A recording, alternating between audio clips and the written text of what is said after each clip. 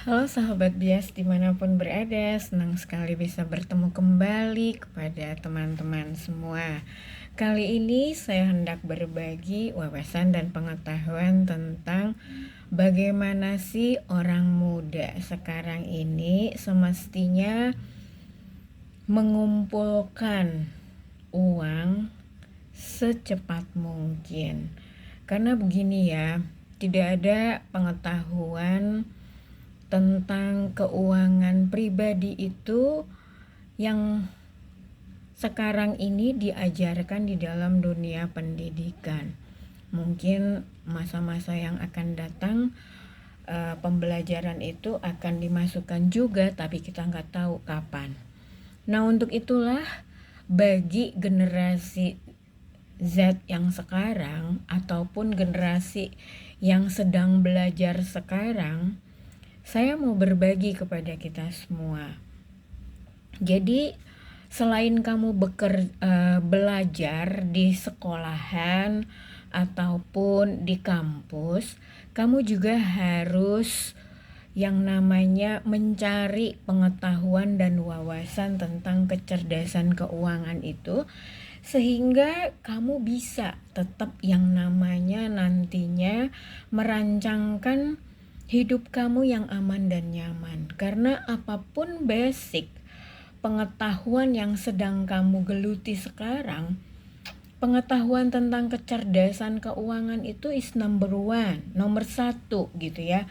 Kenapa? Karena kamu sekarang dengan basic pendidikan yang lain pun intinya kamu pingin akan mendapatkan ataupun memiliki usaha sehingga bisa menghasilkan pendapatan ataupun income yang baik. Betul ya, demikian. Kita pergi sekolah tinggi-tinggi untuk bisa mendapatkan yang namanya pendapatan atau income itu agar bisa membiayai hidup kita hingga akhirnya kita menjadi pensiun ataupun lansia.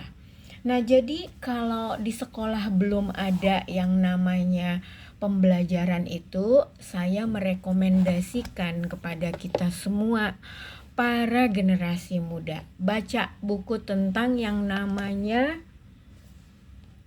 Business School.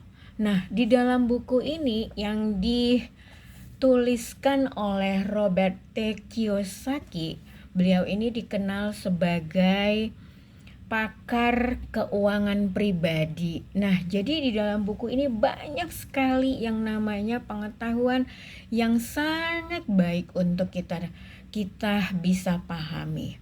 Sehingga kita bisa paham dan mengerti bagaimana sesungguhnya kita harus mengumpulkan uang. Yuk, mari kita berhitung. Jadi kebanyakan orang Indonesia, kebanyakan yang namanya generasi muda sekarang itu pergi untuk yang namanya mencari ilmu ataupun sekolah setinggi-tingginya, lupa sesungguhnya goal akhir dari untuk sekolah itu apa. Nah, sesungguhnya semua orang goal akhirnya adalah untuk mendapatkan yang namanya pendapatan ataupun income setelah dia menyelesaikan sekolahnya itu. Tidak ada orang yang pergi sekolah itu hanya untuk sekolah aja gitu ya. Nah, jadi dengan bersekolah kita menjadi smart, menjadi lebih bijak, lebih cerdik gitu ya, lebih pintar, lebih cerdas untuk bisa menghasilkan income yang lebih besar, lebih cepat untuk bisa kita miliki. Nah, jadi bagi kita generasi muda, coba berhitung berapa tahun usia kamu ketika kamu akan menyelesaikan sekolah kamu. Anggaplah di usia 23 tahun, rata-rata generasi muda itu akan menyelesaikan pendidikan dari kampus. 23 tahun kemudian kamu akan mulai bekerja dari usia 23 plus hingga batas waktu 55 tahun. Artinya di sana ada sekitar berapa tahun kita harus berproduktif sekitar yang namanya 30 tahun ya. Nah, jadi untuk 30 tahun itu bagaimana kita harus mengumpulkan uang itu? Ya, sesungguhnya kita mengumpulkan uang itu tidak harus selesai sekolah dulu baru mengumpulkan uang. Karena kalau yang namanya kita menunggu sekolah kita selesai dulu, itu sedikit agak panjang dan goal yang akan kita mimpikan itu tidak akan bisa tercapai. Kenapa? Yuk lihat ya. Ketika kamu akan menyelesaikan pendidikan kamu ataupun kuliah kamu, dimanapun kamu pergi kuliah, ingat ya, kalau kamu memang pergi kuliah untuk mau berbisnis kah atau mau menjadi karyawan. Nah, boleh untuk selesai kuliah pergi menjadi karyawan, tapi ingat jangan lama-lama.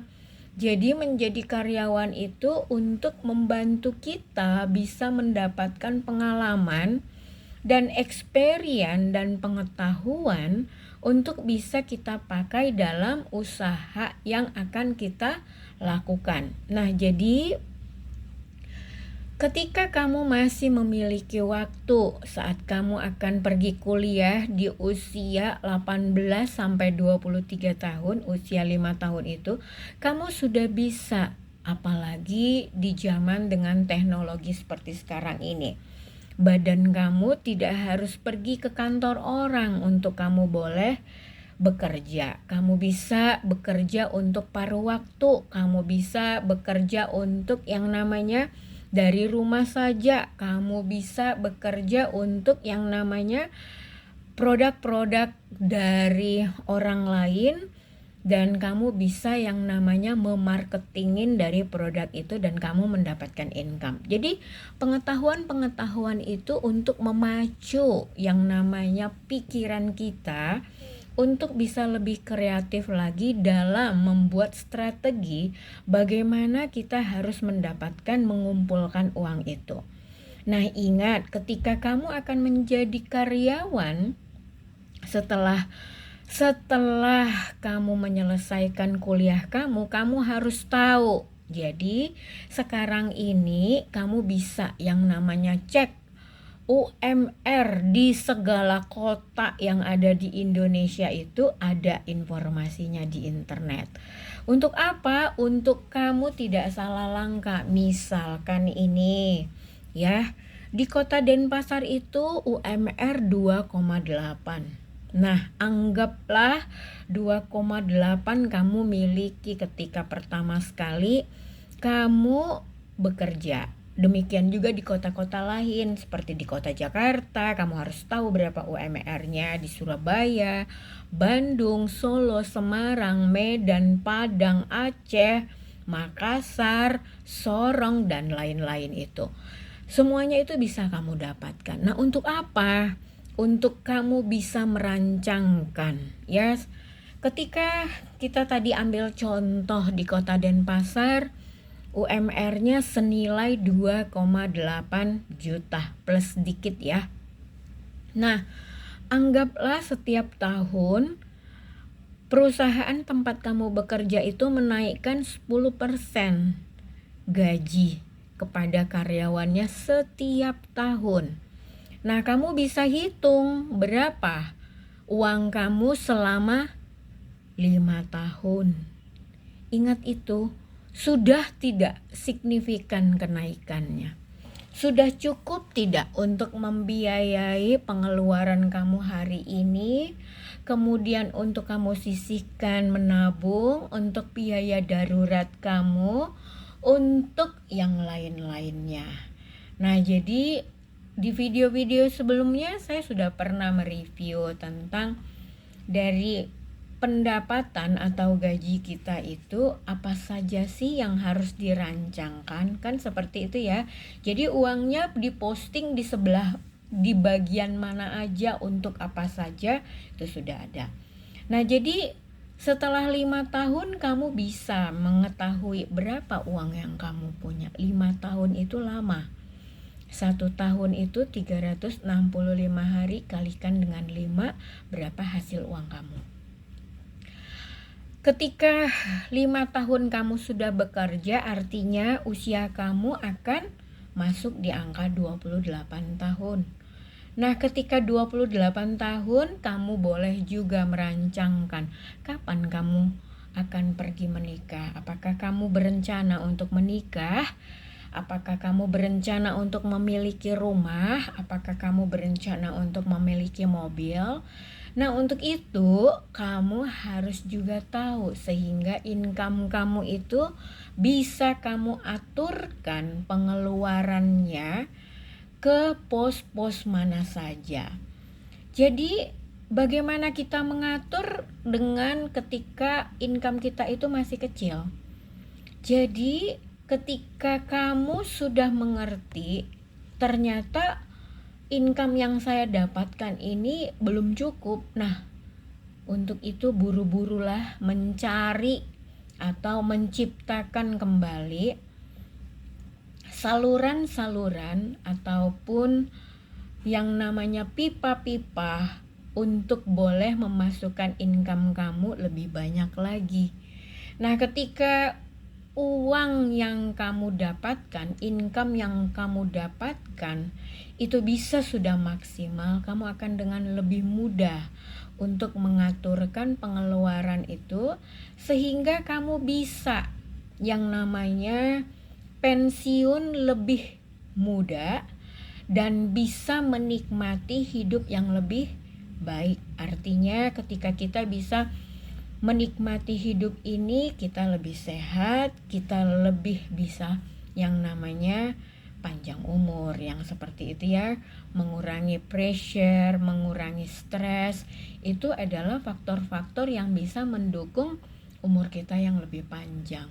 Nah, jadi di sini saya hendak berbagi kepada teman-teman, adik-adik yang sekarang lagi belajar, bagaimana sesungguhnya kita bisa menciptakan uang yang lebih cepat, lebih banyak, lebih tinggi.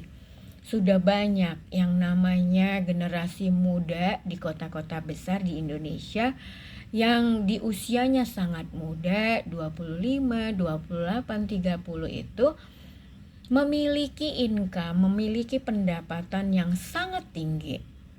Mereka melakukan apa? Melakukan bisnis yang menggunakan teknologi.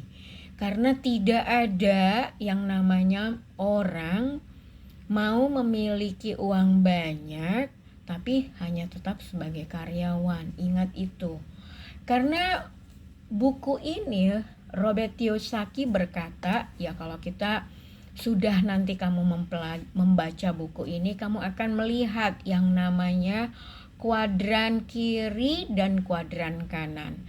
Di kuadran kiri, atas paling atas, itu Kiyosaki bilang ini kamu posisinya sebagai employee. Nah, sebagai employee itu apa maksudnya? Kamu menerima yang namanya gaji ketika kamu bekerja. Ketika kamu tak bekerja, kamu tak menerima gaji.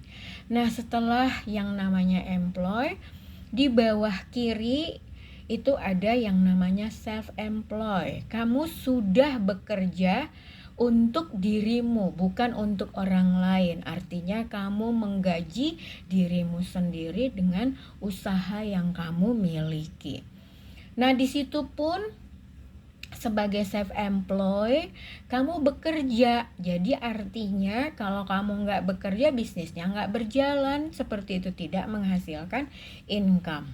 Nah, kemudian ada yang namanya di kuadran kanan atas itu business owner. Nah, apa bedanya self-employed dengan business owner? Business owner itu usaha yang sudah diciptakan sistemnya. Jadi tanpa kamu ada di sana pun bisnis itu sudah berjalan dan menghasilkan income. Nah, kemudian di sebelah kanan bawah itu ada yang namanya investor. Jadi kamu sebagai seorang investor yang memiliki dana, uang yang cukup, kamu menginvestasikan uang kamu kepada banyak usaha, banyak bisnis, mau itu bisnis kamu ataupun bisnis orang lain, sehingga kamu sudah memiliki passive income.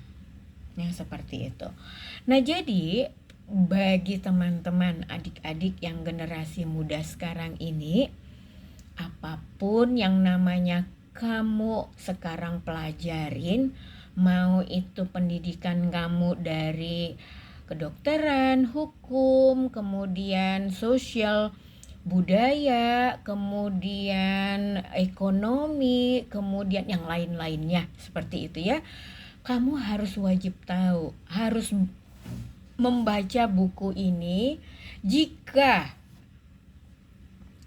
di kampus atau sekolah kamu program subjek pembelajaran tentang kecerdasan keuangan itu belum diberikan. Kenapa? Karena jangan sampai kamu sudah menjadi dewasa, sudah menjadi tua, baru bisa tahu tentang wawasan itu. Akhirnya kamu akan mengalami kesusahan. Nah, jadi bagaimana sesungguhnya kamu bisa memiliki income, pendapatan yang lebih banyak itu ketika wawasan itu ada kepada kamu, ketika yang namanya kamu bisa memiliki mindset yang sangat baik dalam kecerdasan pengetahuan keuangan itu. Nah, untuk itulah di sini saya tegaskan, jangan lama-lama menjadi karyawan. Kamu harus banyak belajar tentang kecerdasan keuangan sehingga kamu tahu caranya. Karena generasi yang di atas kita ini banyak yang tidak mendapatkan pengajaran itu, sehingga kita pikir hidup ini cukup dengan yang seperti ini. Ternyata untuk mendapatkan hidup yang aman dan nyaman itu, kita harus menggunakan waktu, kecerdasan, mindset kita untuk bisa menciptakan income, pendapatan yang lebih tinggi, lebih cepat, sehingga kita bisa akhirnya hidup lebih baik seperti itu. Nah, untuk itulah bagi adik-adik, teman-teman yang ada di kampus, di universitas manapun berada, baik swasta maupun negeri, jika kalian hendak memiliki pengetahuan, wawasan, kecerdasan keuangan dari industri perasuransian, kalian bisa menghubungi nomor yang ada di bawah ini dimanapun kalian berada, sehingga kami dari para pekerja, para pebisnis di industri perasuransian itu bisa berbagi wawasan ini kepada generasi-generasi muda. Satu kebaikan berjuta manfaat itu untuk kita semua, menciptakan generasi-generasi muda yang kelak akan meneruskan adanya negara kita ini. Semakin kita boleh berbagi kebaikan, semakin lebih baik yang namanya keberadaan negara kita dengan SDM-nya yang sangat-sangat berkualitas. Demikian wawasan dari saya. Semoga sharing ini, wawasan ini bisa dimanfaatkan untuk kebaikan. Terima kasih, sampai berjumpa di video yang lainnya.